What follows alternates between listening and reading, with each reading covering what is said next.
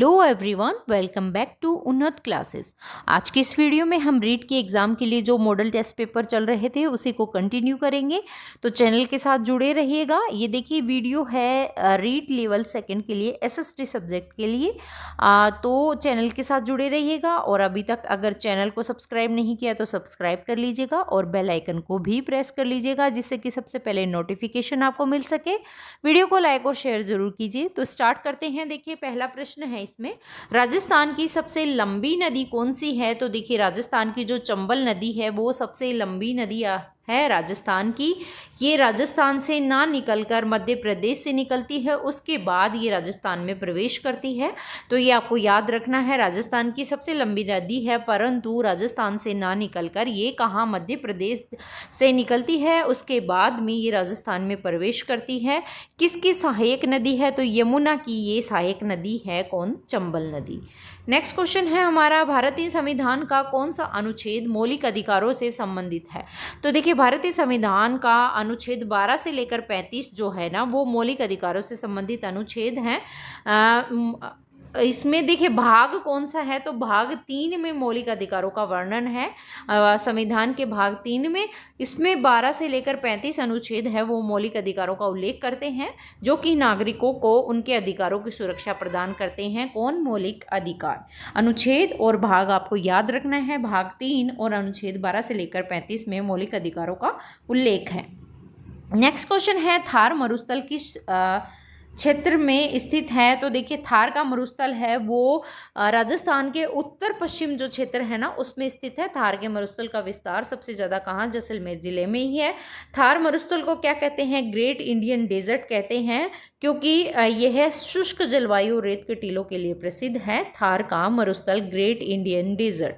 Next question है, जलियांवाला बाग हत्याकांड किस वर्ष हुआ था? तो देखिए जलियांवाला बाग हत्याकांड हुआ था 1919 में।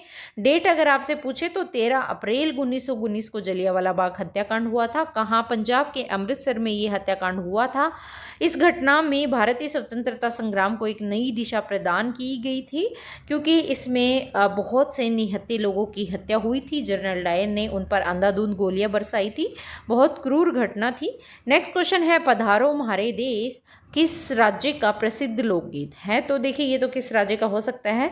ऑब्वियसली राजस्थान का प्रसिद्ध लोकगीत है पधारो म्हारे देश। राजस्थान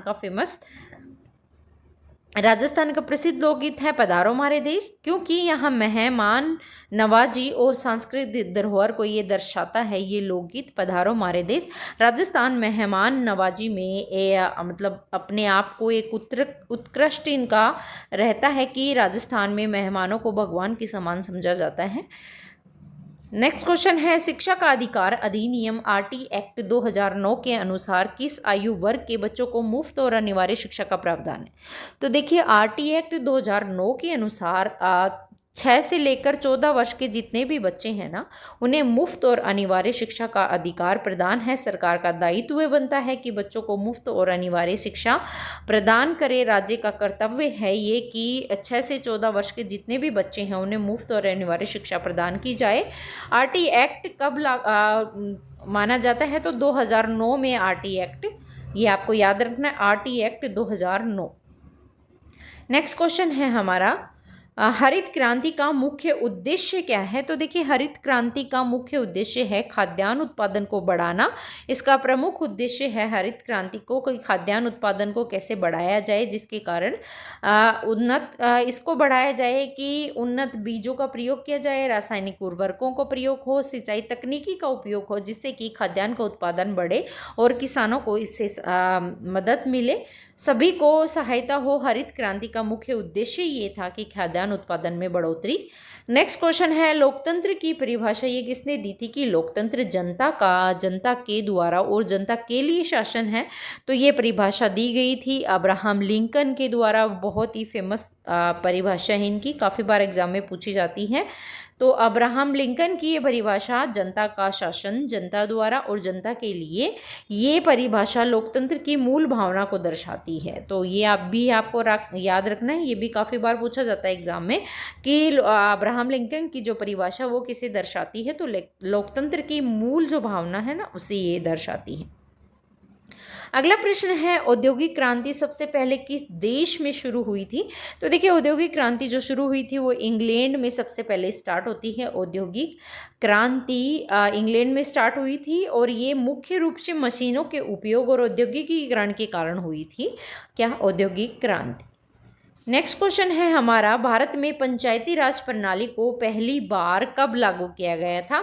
तो देखिए भारत में पंचायती राज प्रणाली लागू की गई थी 1959 में। 1959 में राजस्थान में पंचायती राज प्रणाली की शुरुआत हुई थी।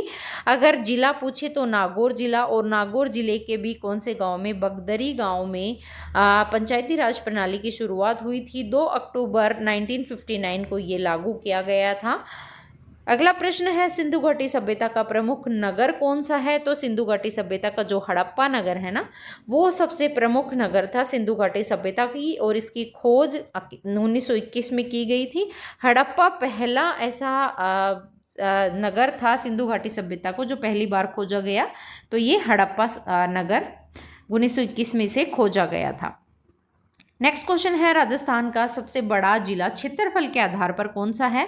तो देखिए क्षेत्रफल के आधार पर पूछे तो जैसलमेर जिला राजस्थान का सबसे बड़ा जिला है क्षेत्रफल के आधार पर, जो थार मरुस्थल में स्थित है। और थार के मरुस्थल का सबसे ज़्यादा विस्तार भी कहाँ?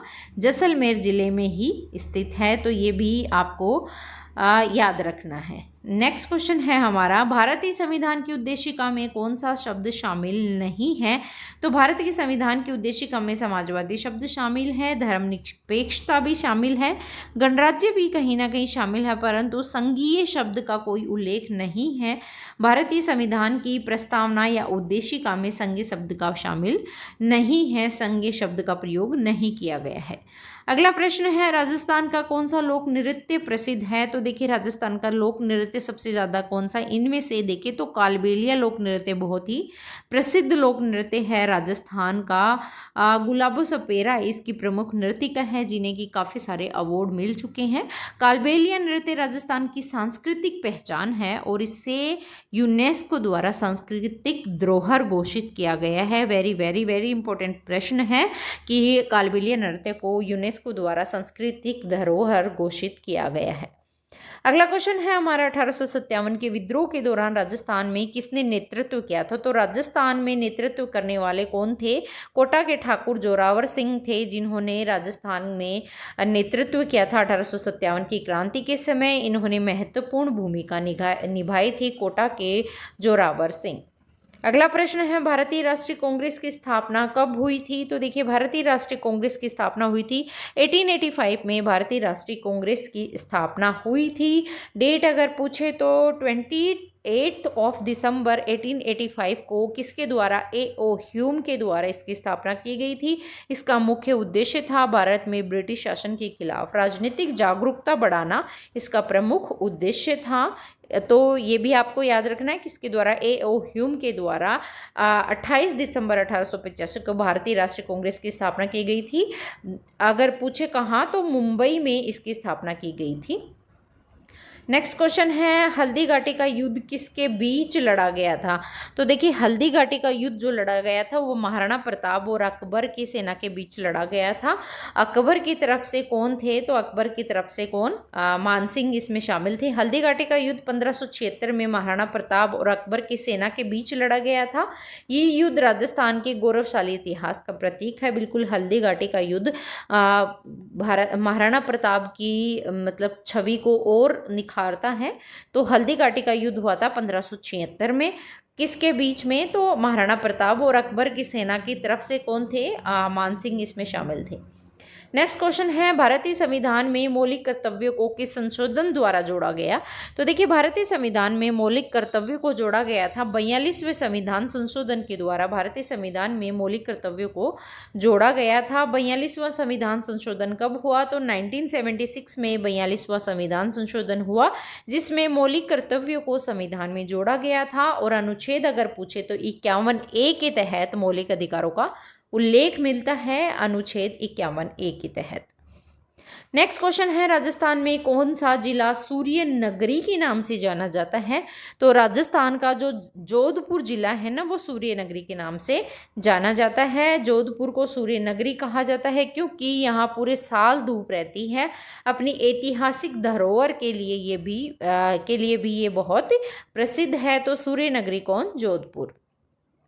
नेक्स्ट क्वेश्चन है, पंचायती राज प्रणाली का पहला राज्य कौन सा था? तो पंचायती राज प्रणाली लागू करने वाला पहला राज्य कौन? राजस्थान राज्य ही था, जो हमने अभी देखा था 2 अक्टूबर 1959 को ये लागू हुआ था और सबसे पहले राजस्थान के नागौर जिले में ही लागू हुआ था। तो देखिए, ये हमारे आज के रीट के एग्ज़ाम के लिए महत्वपूर्ण प्रश्न थे। आई होप आपने इनको अच्छे से किया होगा। तो चैनल के साथ जुड़े रहिएगा, वीडियो को लाइक और शेयर कीजिएगा और चैनल को सब्सक्राइब करना ना भूलें। तो मिलते हैं नेक्स्ट वीडियो में। जय हिंद, जय भारत।